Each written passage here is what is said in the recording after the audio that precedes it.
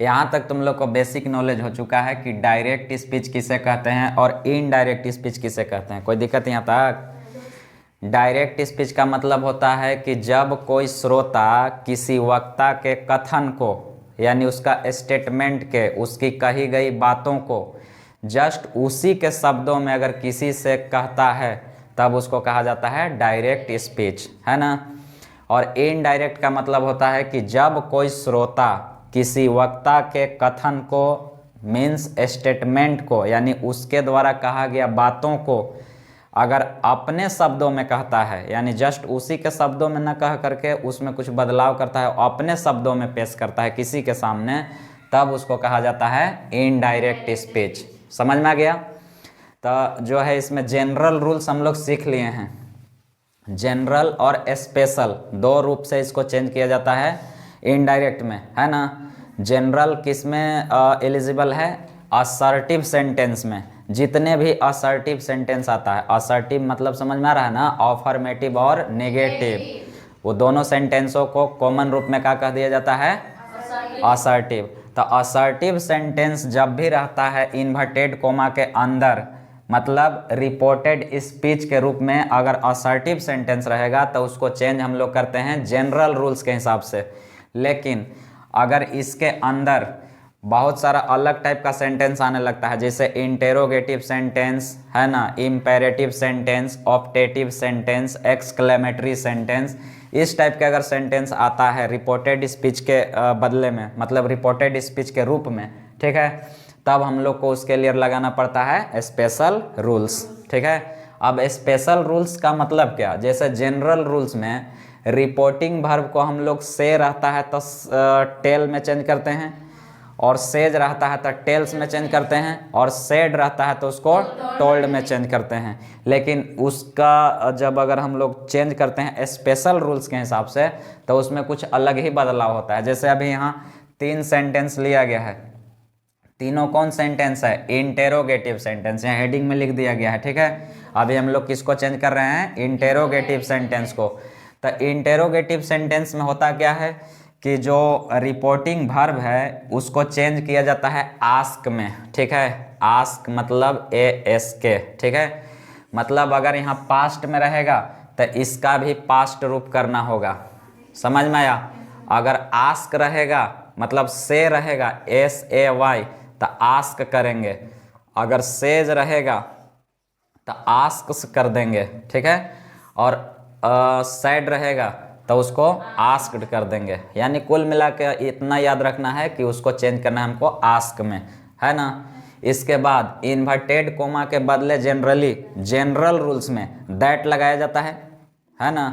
General rules में that लगाया जाता है, लेकिन स्पेशल रूल्स में हर सेंटेंस के हिसाब से अलग अलग चीज़ होता है। जैसे यहाँ भी इंटेरोगेटिव सेंटेंस में इन्वर्टेड कोमा के बदले में इसमें इंटेरोगेटिव सेंटेंस में लगाया जाता है इफ़ या वेदर, ठीक है, इफ़ या वेदर। लेकिन ये भी कंडीशन रखता है कि कब, हमेशा नहीं। अगर सेंटेंस ऑक्सिलियरी वर्ब से स्टार्ट होगा तभी इफ़ या वेदर लगाना है। अगर सेंटेंस क्वेश्चन वर्ड से शुरू होगा, जैसे यहाँ एक एग्जांपल है, ठीक है, तो इस टाइप से व्हाट से, वेयर से, हाउ से, व्हेन से, हाउ मेनी, समझा कि नहीं।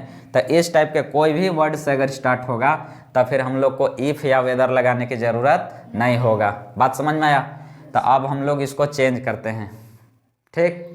और अच्छा, इसका एक चीज़ और छूट रहा है कि जो इंटेरोगेटिव सेंटेंस है पहले इसका माइंड में या कहीं रफ में इसको असर्टिव सेंटेंस में चेंज कर लिया जाता है, इसके बाद तो इनडायरेक्ट में चेंज करते हैं, है ना। अब यहाँ तक कोई दिक्कत? अब इसको चेंज करो तब बताओ, ये हो जाएगा सी सेड है तो क्या बदल देंगे? आस्क्ड, ठीक है। और टू हट जाता है मी। अब बताओ, इन्वर्टेड कोमा जब तोड़ेंगे तो इसके बदले में हमको दैट नहीं लगाना है, क्या लगाना है? इफ़ या वेदर। ये दोनों में से कोई एक हो, समझ में आया कि नहीं? वो तुम्हारे ऊपर डिपेंड करता है, लगाना है तो इफ़ लगा दो या लगाना है तो वेदर लगा दो, कोई दिक्कत नहीं ना।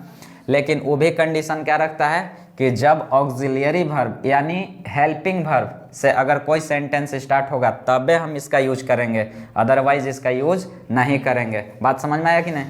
तो जैसे में हमको यहाँ इफ़ या वेदर लगाना चाहिए कि नहीं?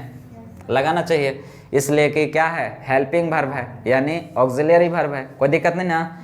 चलो तो इसके बाद इफ लगाने के बाद पहले इस सेंटेंस को हमको चेंज करना होगा असर्टिव सेंटेंस में। तो या तो माइंड में कर सकता है, ठीक है, मौखिक रूप में, या तो फिर कहीं रफ में कर लो।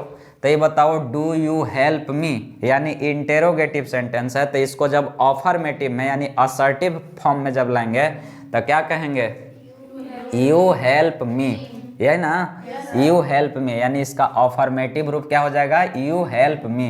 ये डू हट जाएगा, डू इसलिए कि इंटेरोगेटिव में आता है और निगेटिव में भी आता है, लेकिन नेगेटिव को भी असर्टिव सेंटेंस ही कहा जाता है ना। तो खैर यहाँ इंटेरोगेटिव में डू ऐड है, और जब हम इसको असर्टिव यानी ऑफर्मेटिव में ले जा रहे हैं तो फिर डू हटा देंगे, यू हेल्प मी हो जाएगा। अब यू हेल्प मी को हमको चेंज करना होगा इस सब के हिसाब से।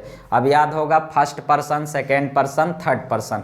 फर्स्ट पर्सन किसके साथ है चेंज होता है, रिपोर्टिंग वर्ब के सब्जेक्ट के साथ। सेकेंड पर्सन किसके साथ है, ऑब्जेक्ट के साथ। और थर्ड पर्सन रहेगा तो नो चेंज, कोई दिक्कत नहीं ना। तब बताओ यू हेल्प मी, साथ साथ ये भी ध्यान देना है कि इसको असर्टिव में करने के बाद भी टेंस पर भी ध्यान देना है कि अभी फिलहाल कौन टेंस में है, present tense means present indefinite tense है ना, अभी प्रेजेंट इंडेफिनिट में है, ठीक है। तो ये बताओ कि प्रेजेंट इंडेफिनिट है और टेंस चेंज होगा, इसलिए कि यहाँ रिपोर्टिंग वर्ब पास्ट में है। अगर प्रेजेंट में रहता है या फ्यूचर में रहता है तो इधर रिपोर्टेड स्पीच के अंदर जो भी है टेंस चेंज नहीं होता है ना। लेकिन अभी टेंस चेंज होगा, तो बताओ प्रेजेंट इंडेफिनिट में है तो इसको किस में चेंज करना होगा, पास्ट इंडेफिनिट में। तो सबसे पहले इस सब्जेक्ट के रूप आएगा, जब इसको असर्टिव करेंगे तो ये बनेगा सब्जेक्ट, और इस सब्जेक्ट है तभी कौन रूप में है, मतलब कौन पर्सन है, सेकेंड पर्सन। और सेकेंड पर्सन किसके साथ है चेंज होता है, ऑब्जेक्ट के साथ, यानी किसके साथ चेंज होगा, मी के साथ। तब यहाँ केस पर ध्यान देना है ना। यू जो है किस केस में आता है, नॉमिनेटिव केस, इसलिए कि सब्जेक्ट के रूप में है यहाँ। तो सब्जेक्ट मतलब नॉमिनेटिव केस, और मी किस केस में है, ऑब्जेक्टिव केस। तब मी का सब्जेक्टिव केस क्या होगा, आई। तो यहाँ पर क्या लगाना होगा हमको, आई, ठीक। अब आई के साथ है हेल्प, तो हेल्प को कौन रूप देना होगा, इसलिए कि प्रेजेंट इंडेफिनिट पास्ट इंडेफिनिट में चेंज होता है। तो आई के साथ है पास्ट इंडेफिनिट में चाहे किसी भी सब्जेक्ट के साथ है V2 लगाया जाता है ना। तो ये हो जाएगा हेल्प्ड, और मी है तो ये कौन है, फर्स्ट पर्सन, और ये किसके साथ है चेंज होना चाहिए, सब्जेक्ट के साथ। और ये अभी किस केस में है, ऑब्जेक्टिव केस, और सी का ऑब्जेक्टिव केस क्या होता है, हर। तो ये कुल मिला करके यहाँ आ जाएगा हर। अब इससे ज़्यादा इसमें कोई बदलाव करने की ज़रूरत नहीं है, कंप्लीट। अब बताओ समझ में आ रहा है कि नहीं, बढ़िया। तो नेक्स्ट को भी चेंज करने का प्रयास करो, इसमें ज़्यादा तुम ही लोग दिमाग लगाना है ना। तो बताओ ये हो जाएगा ही सैड, कभी कभी सैड ही छोड़ दिया जाता है, कभी कभी उसको बदल भी दिया जाता है। कारण इसके पीछे रीजन पता है ना, जब अगर ऑब्जेक्ट है तब उसको चेंज करना पड़ता है, और नहीं है तो सेम छोड़ दिया जाता है। यहाँ तक कोई दिक्कत नहीं ना। तो सैड को किस में बदलना है हमको, आस्क्ड में, ठीक। इसके बाद टू नहीं मी। इसके बाद इन्वर्टेड कोमा को जब तोड़ेंगे तो इफ या वेदर लगाना चाहिए कि नहीं लगाना चाहिए, लगाना चाहिए। काहे कि सेंटेंस हेल्पिंग वर्ब से स्टार्ट है ना। सेंटेंस किससे स्टार्ट है, हेल्पिंग वर्ब से, इसलिए इफ या वेदर लगाने की जरूरत है ना। चलो तो अब यहाँ के बाद सबसे पहले माइंड में ही इसको सोचो कि जब अगर हम इसको ऑफर्मेटिव में लाएंगे यानी असर्टिव सेंटेंस के फॉर्म में लाएंगे तो इसको कैसे कहेंगे, बोलो। Will you go with me, तो इसको हमको कहना होगा you will go with me. बस इस यू को उधर कर दो, इसके बाद विल इधर आ जाएगा, यानी इंटेरोगेटिव से ऑफर्मेटिव में चला जाएगा। समझ में आया कि नहीं, बढ़िया।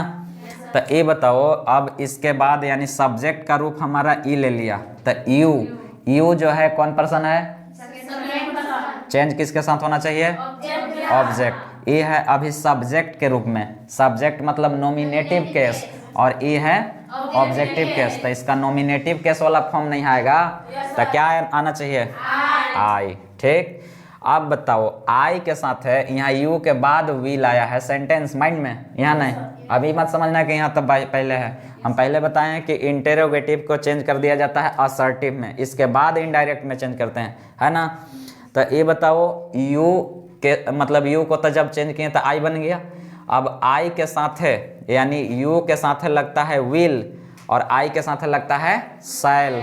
समझ में आया कि नहीं? आई के साथ लगता है शैल, तो हमको यहाँ शैल लगाने की जरूरत नहीं होगा, काहे कि टेंस में बदलाव करना है तो शैल किस में चेंज हो जाता है? शुड में। समझ में आया कि नहीं? SHOULD, ठीक है। आई शुड, इसके बाद गो, तो इसमें टेंस चेंज करने की जरूरत नहीं है, बस गो के गोए रहेगा, काहे कि शैल या विल के साथ भी V1 लगाया जाता है, शुड के साथ भी V1 ही लगाया जाता है। तो आई शुड गो, विथ के भी विथे छोड़ देंगे, मी चेंज होगा। मी कौन पर्सन है? First person. ई चेंज किसके साथ होगा? सब्जेक्ट के साथ है। ये है अभी ऑब्जेक्टिव केस में, और इसका भी ऑब्जेक्टिव केस ही हमको चाहिए, तो ही का ऑब्जेक्टिव केस क्या हो जाएगा? हिम। समझ में आया कि नहीं? कोई दिक्कत? बढ़िया। चलो तो नेक्स्ट है एक और, इसको भी देख लो।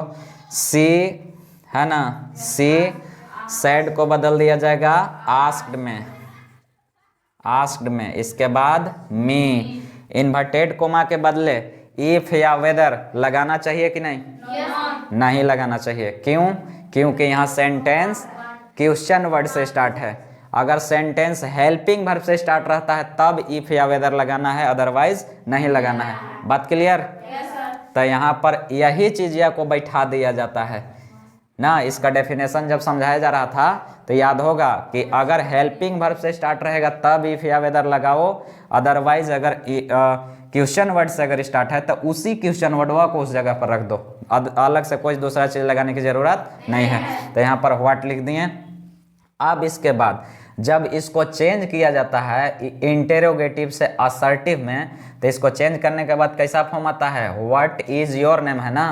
तो व्हाट योर नेम इज, यानी जब इसको चेंज करते हैं तो ऐसे करते हैं, व्हाट योर नेम,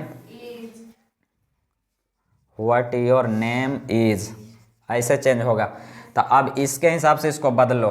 तो योर आ गया, ठीक है। व्हाट तो यहाँ लिखिए दिए, इसके बाद योर आ गया, तब योर को चेंज करना होगा। तो योर कौन पर्सन है?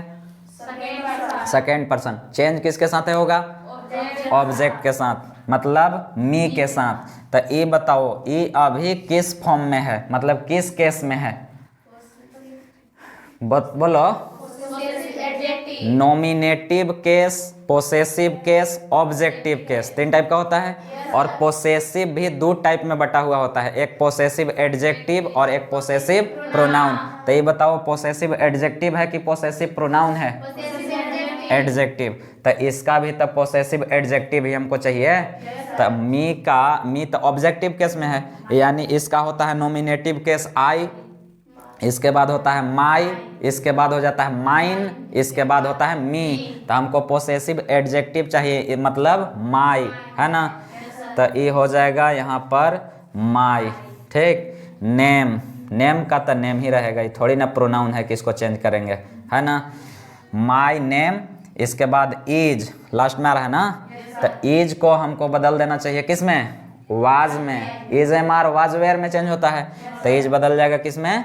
वाज में। ये हो गया चेंज। समझ में आया?